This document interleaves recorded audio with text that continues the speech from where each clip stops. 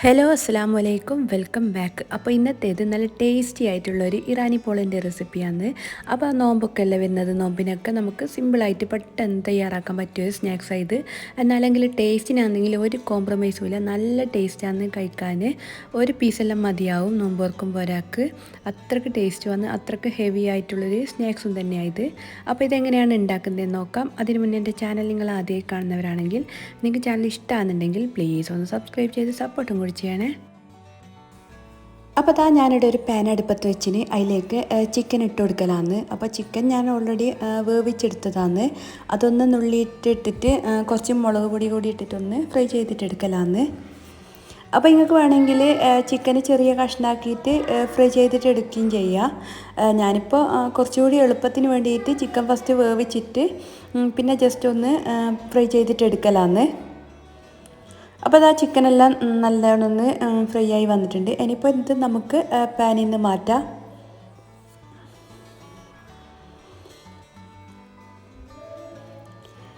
ഇനിയിപ്പോൾ ഈ സെയിം പാനിലേക്ക് തന്നെ നമുക്ക് ഉള്ളി ഇട്ട് കൊടുക്കാം. ഞാനിപ്പോൾ ഇവിടെ ചെറിയ 2 ഉള്ളിയാണ് ഇട്ട് കൊടുക്കുന്നത്. നിങ്ങളെടുക്കുന്ന ഉള്ളി വലിയ ഉള്ളിയല്ലാന്നെങ്കിൽ ഒരു വലിയ ഉള്ളി മതിയാവും. ഇനിയിപ്പോൾ കൂടെ തന്നെ പച്ചമുളക്, ഇഞ്ചി, വെളുത്തുള്ളി പേസ്റ്റ് കൂടി ഇട്ട് കൊടുക്കുന്നുണ്ട്. പിന്നെ ഈ ഉള്ളി നല്ലോണം ഒന്ന് വാട്ടിയിട്ട് തന്നെ എടുക്കുക. കാര്യം ഈ ഉള്ളി നല്ലോണം വാടിക്കഴിഞ്ഞാലാണ് സ്നാക്സ് നല്ല ടേസ്റ്റ് വരുന്നത്. അപ്പോൾ ഉള്ളി വാട്ടുമ്പം തന്നെ ഇതിലേക്ക് കുറച്ച് ഉപ്പ് കൂടി ഇട്ടിട്ട് ഒന്ന് വാട്ടിയിട്ടെടുക്കുക. അപ്പോൾ കണ്ടില്ലേ, ഉള്ളിയെല്ലാം നല്ലോണം വാടി വന്നിട്ടുണ്ട്. ഇനിയിപ്പോൾ ഇതിലേക്ക് നമ്മൾ ഫ്രൈ ചെയ്ത് വെച്ചിട്ടുള്ള ചിക്കൻ ഇട്ട് കൊടുക്കലാന്ന്. അപ്പോൾ ചിക്കൻ ഇട്ട് കൊടുക്കുമ്പോൾ ഇല്ലേ കുറച്ച് ഞാനിവിടെ മാറ്റി വെക്കുന്നുണ്ട്. ഇനിയിപ്പോൾ എല്ലാം കൂടി നല്ലോണം ഒന്ന് ഇളക്കിയിട്ടെടുക്കലാന്ന്. ഈ ടൈമിൽ നിങ്ങൾക്ക് ഉപ്പെല്ലാം ചെക്ക് ചെയ്ത് നോക്കിയിട്ട് ഉപ്പെല്ലാം ഇട്ട് കൊടുക്കുക. പിന്നെ ഞാനിതിലേക്ക് മസാല പൗഡറുകളായിട്ട് കുറച്ച് ഗരം മസാലയും കുറച്ച് കുരുമുളക് പൊടിയും മാത്രമാണ് ഇട്ട് കൊടുക്കുന്നത്. ഇനിയിപ്പോൾ ഇത്രയും കൂടി ആയിക്കഴിഞ്ഞാൽ പിന്നെ നമുക്ക് നല്ലോണം ഒന്ന് ഇളക്കിയിട്ട് ലോ ഫ്ലെയിമിൽ ഒരു 5 മിനിറ്റ് ഒന്ന് മൂടി വെച്ചിട്ടൊന്ന് വേവിച്ചിട്ട് നമുക്ക് ഫ്ലെയിം ഓഫാക്കാം. പിന്നെ ഇതിലേക്ക് ലാസ്റ്റ് ഞാൻ കുറച്ച് മല്ലിച്ചപ്പൊടി ഇട്ട് കൊടുത്തിന് കേട്ടോ.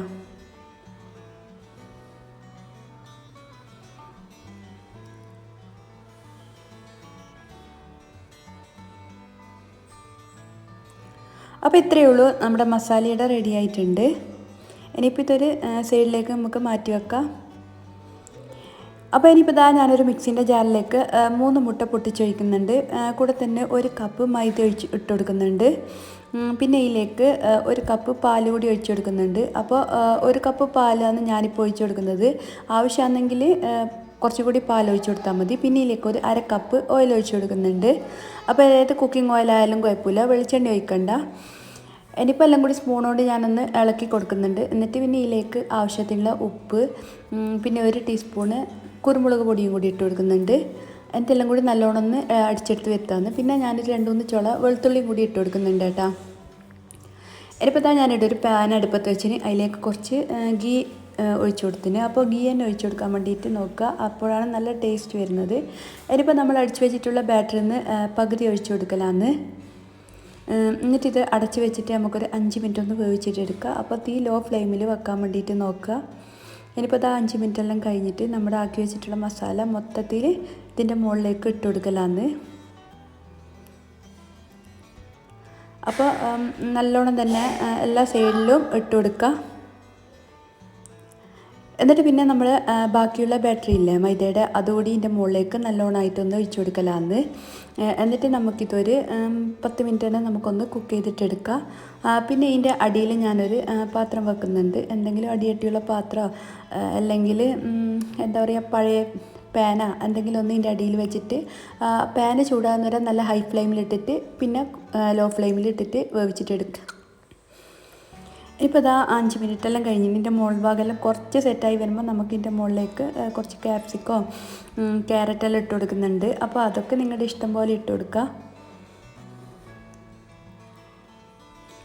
ഇപ്പോൾ ഇതിൻ്റെ മുകളിലേക്ക് നമ്മൾ നേരത്തെ മാറ്റി വെച്ചിട്ടുള്ള ചിക്കനും കൂടി ഇട്ട് കൊടുക്കുന്നുണ്ട്. ഇനി ഇതൊരു 20 മിനിറ്റ് നമുക്കൊന്ന് വേവിച്ചിട്ടെടുക്കാം.